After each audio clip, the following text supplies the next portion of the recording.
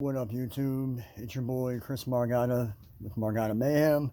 We're back on the 90 XT 2001. Today we're doing a fuel filter change. Okay, so like I said, I'm going to try to walk through each one of these things I do. I'm not a mechanic. I got the manual, and like I said before in other videos, as I go through the manual, I'm finding this stuff and then sharing it with you guys so that maybe it will help you out. Obviously there's a lot of stuff on a skid steer, and if you never serviced one or worked on one, you don't really know what's what. So anyway, here we are today. I've already done all the finding of all the steps that need to be, fuel filter and everything else. So here we go. Right here, this is your fuel filter. Obviously, fuel lines coming in, going out, going to your fuel injectors. Okay, now this right here is a bleeder screw. That's for after you get your system back together and you want to bleed the air out. I'll show you another thing else right down here. When you go to bleed, this particular model, under that little elbow is, you can see it right there, a little black cap looking thing is actually a push button pump primer. So once you get everything back together, you will take that, push it in, open that bleeder screw, kind of like your bleeding brakes, open that up and bleed the air out of the system. Alright, so first thing first, when you're doing this, obviously you want to make sure everything's down, machine's off. Then I would suggest wearing rubber gloves, because that fuel filter is going to be full of diesel fuel. Now, the first thing the manual says to do is to make sure that you shut off the valve that essentially kills, it gets all the fuel from your tank reservoir going to your skid steer. So right there is where your fuel goes in. Now again, like I said, I found all this stuff ahead of time. This valve was hard to find. In the manual, you can see a picture of it, but of course, you know how manuals are. It showed the picture on the valve, what it looked like, but it did not give you a description of where it was at. So I started looking around, and I found it. It took me a minute, but that little valve looks like a water faucet valve. That is where you reach in and come in here and turn it to the right and valve out the fuel to your system. Make sure it's always closed and snug. So right here is your fuel system. That's where your fuel goes in, comes out right there, and then goes from there up to our fuel filter. So got that valved out. Like I said, I went through the trouble of finding that ahead of time. It took me a minute to find that. Once I found it, not a big deal, easy to turn off. But guys, if you don't have the manual, this stuff is really hard. That's why I'm sharing this. I didn't have the manual for a while. It was at my father's house and I couldn't find it. I finally found it. So obviously without a manual, you can't order parts. You can't do a lot of service work to these things, because you don't, if you've never done this, you don't know what's what. So again, that's why I want to share this with you all. So let's try to get this fuel filter off. Hopefully it's not cranked down. Again, I'm using my G-Mag cell phone holder. This is something I created just because, whether I'm at the gym or I want to have something to hold my phone while I record, take pictures. So I made this thing myself. Couldn't find anything online, and sorry, camera jerk, that magnet is crazy strong. So it pulls pretty hard. I'm trying to take it off. I'm trying to find a surface for this thing to stick to. Okay, so here we are. Okay, that was not bad. So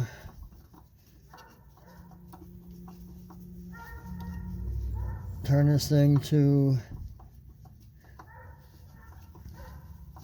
the left and back it off. Now be careful when you get this thing, it'll be full of fuel. Okay, hold it nice and steady.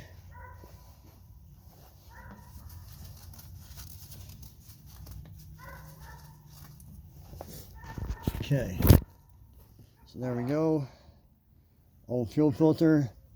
That little thing on the bottom, that is so you can let water out of your filter. So every so often they suggest going in and putting this in here, dump it in, trying to keep everything contained so it doesn't get out into the ground. But yes, that little screw is so that every so often you can open it up and drain water out in case you get water built up in your fuel filter. All right, so now, next, the manual said, see if we can see this thing. Right there, there's a black gasket. Oh, it looks like part of the metal, but that's actually a gasket. Okay, let's see the new filter. Here is the new filter. I ordered this kit online from a company on eBay. They were super fast at shipping. I will try to leave a description or a link in the description so you can find it yourself. Even if you don't buy this particular model for your skid steer, the company themselves were really good, fast with the shipping. Now, of course, with all filters, you're going to have to oil that up on the gasket. This is a little bit different style.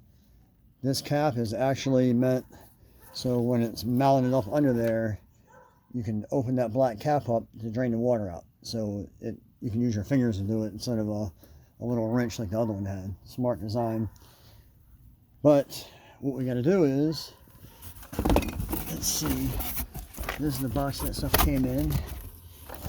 One more filter we got to get. Here's the rubber gasket that came with it. Okay, so that's what's up under there. We got to get the old one off. And guys, I've already tried.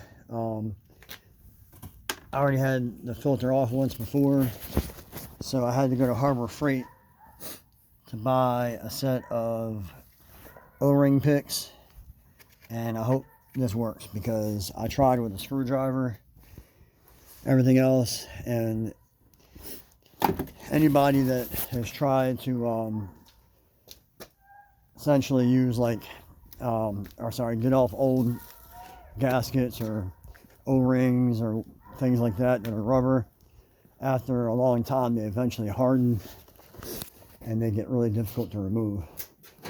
So that one is being a pain, and we're going to try to get it off with the pick and see if we can get that seal off and then pop a new one on. And unplug my compressor, making a bunch of noise. All right, so I went and got me a little screwdriver.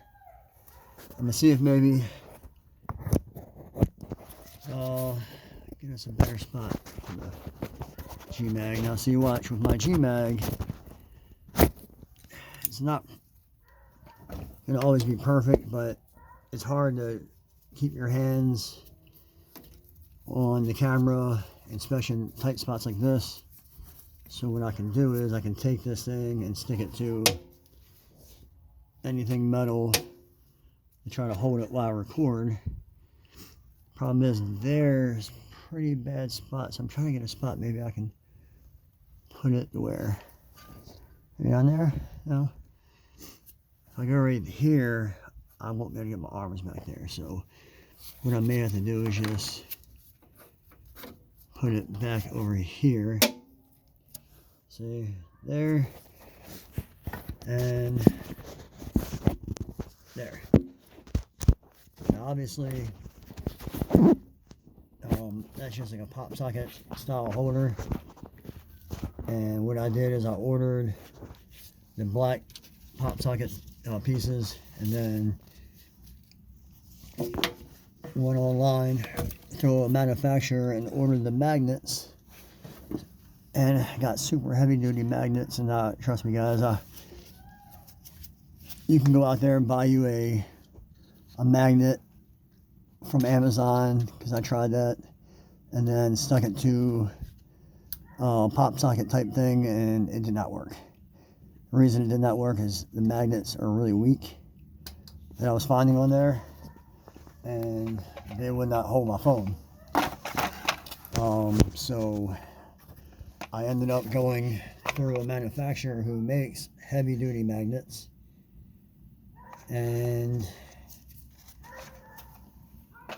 was able to get a big magnet. We're going to try this pick, 90-degree pick, and see what kind of luck we have with this gasket. So yeah, I was able to get through a manufacturer who makes magnets, a heavy duty magnet. There we go. Look at that. It broke off. It snapped. It was so dry rotted. Okay. So there you have it. That's what's under there. So if you pull that filter and don't pull that off, then obviously if you want to reuse it, you could, but it's not very smart, because this thing's like I said, about dry rotted, and it's going to start leaking. So let's get the new one.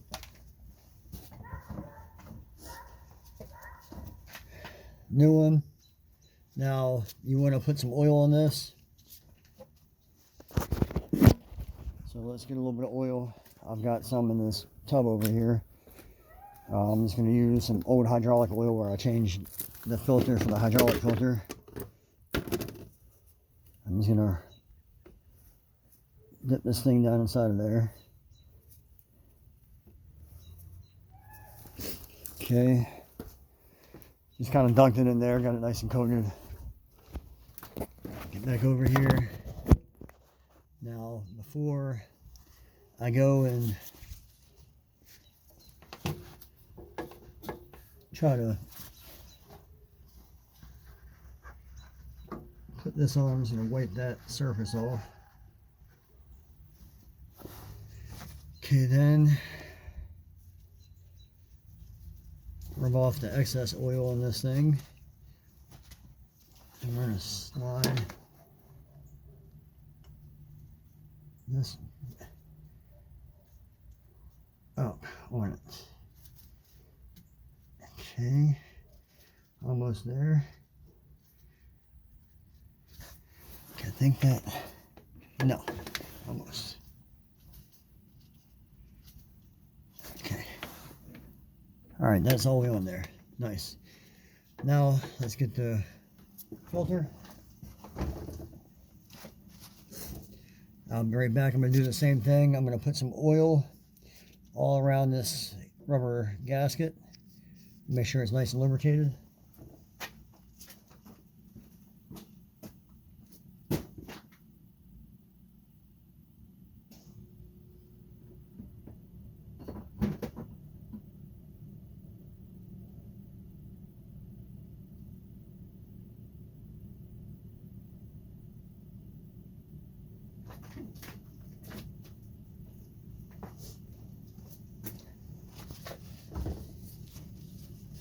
All right, back.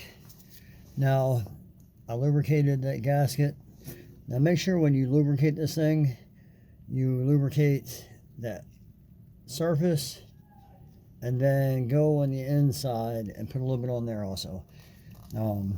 This keeps your gasket from drying out, keeps it from catching as you put it on.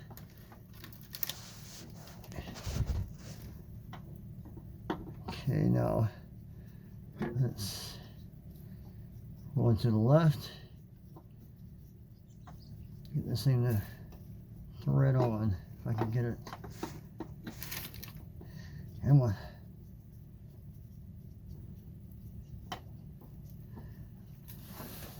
See if I get my other hand to hold it in place.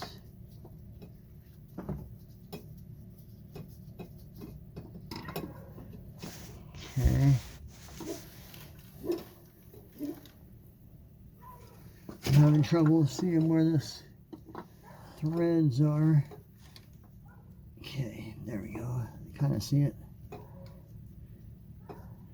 As with everything, it's always limited space and very tight quarters. Okay, I'm on there now. See if I can get it to catch.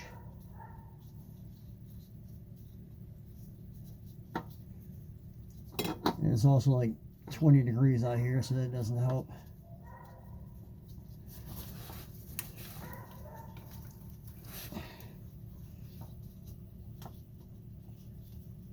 There we go. Finally got it to catch.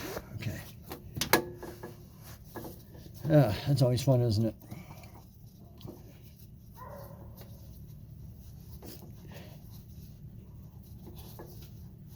Yeah, that's the thing about a lot of these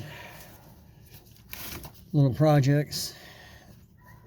A lot of times it's not that hard, it's just there's no space. Okay, so that is not very tight. So what I'm going to try to do is wipe some of the grease or oil off. Let's see if I can get it a little bit tighter.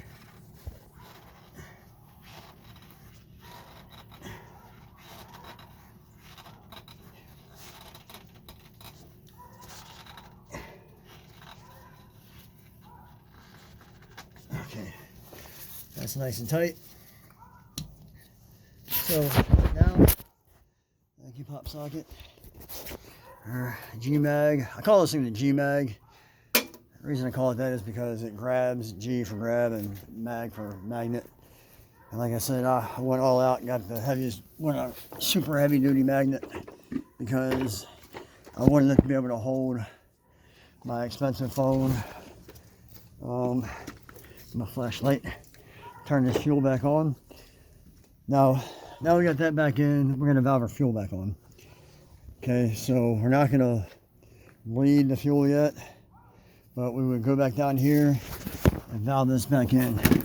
I'm also gonna do the inline filter, but what you would do is once you're done with this, if you change the inline filter, great. If not, good.